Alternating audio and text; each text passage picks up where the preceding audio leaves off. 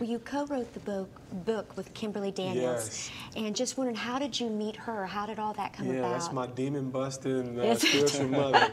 Yeah, Amen. her son actually plays with the New York Giants as well. His name is Michael Jennings, and a couple years ago, I roomed with him in training camp, and he was just sitting on her autobiography, Delivered to Destiny, and I picked that book up even in the midst of training camp, which are long days, and read a book in maybe 2 or 3 days. Wow. And just impacted my life, and then we had a chance to meet. And it's never been the same, and she's just been a pillar. Especially my mom went home to be with the Lord in December, and she's taken on that role, as close as anybody could. Obviously spiritually, she has authority in my life, and but even as a mom, so I just call up, I say, "What's up, Mom?" and her husband as well, and they just been a blessing. And she's an anointed vessel and a great writer as well. Keeps you accountable. What do you hope the book does? The long term of the book? What do you hope the book does? This book is, I believe, is so much. Obviously, like I said, it's not just Christ-centered, and it's so much bigger than the faith. I believe that not bigger than the faith itself, but it has the ability to enter into so many different genres, marketplaces, and classes.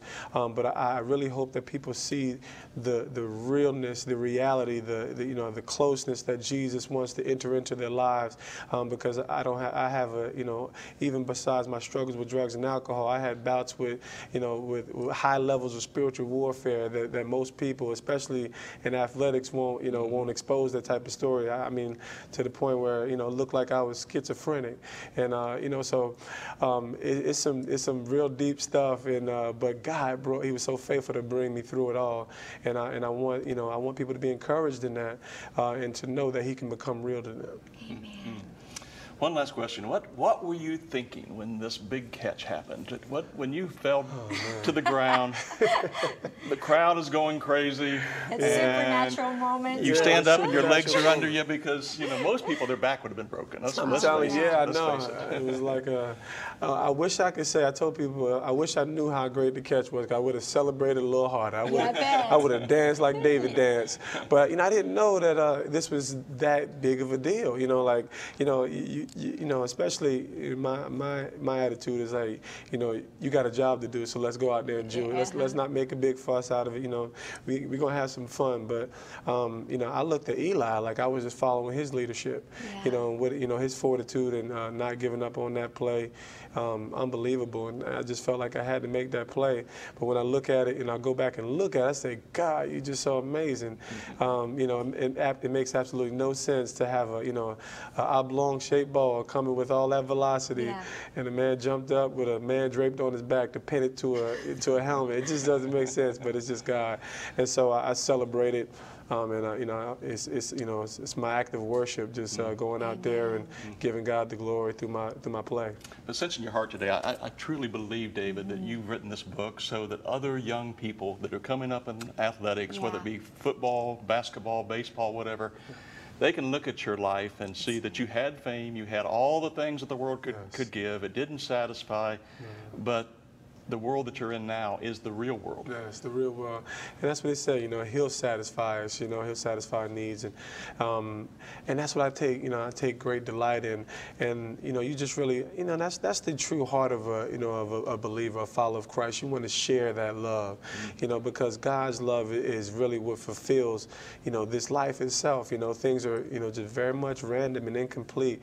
But if there's any wind that I want to be blown by, it's the wind of God. That's right. Now, your book's coming out when? September 2nd will be the official release date, for all the football fans as well as, just fans of the kingdom. I think it's going to be a great read. And it's just like I said, it's more than just an autobiography. It's very much impartation. I get to share about, thoughts on greatness from the world's perspective versus God's and success. And we have a chapter on the Hall of Faith, which, highlights Christian athletes and their steadfast faith in giving God the glory. So it's going to be amazing. So it's available on Amazon and in bookstores, virtually all bookstores.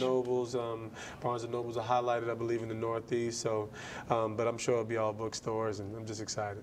Well, David, thank you for spending some time here with us today and for writing this book, because, Carolyn, I believe this is a book that many young people can turn to in the future. Too. And I see that. I hope parents get out and buy this for their teenagers. Yeah, I hope so because as you're well. such a role model, and that catch to me represents your life. When everybody thought it was no hope, Yes. you hung on. You Yeah. were hanging on to your faith. So Kind of like life, isn't it? it is. Hang on to your David, faith. thank you so much for Praise spending God. some time with us today. Had And a you're great back in time. Orlando. I hope that you'll look us up again. Definitely. Looking right. forward to it. God bless you. And we'll go back to the studio, coming to you from the, used to be called the Christian Booksellers Convention. Now it's called the That's right. Christian Retail Association. Back to the studio.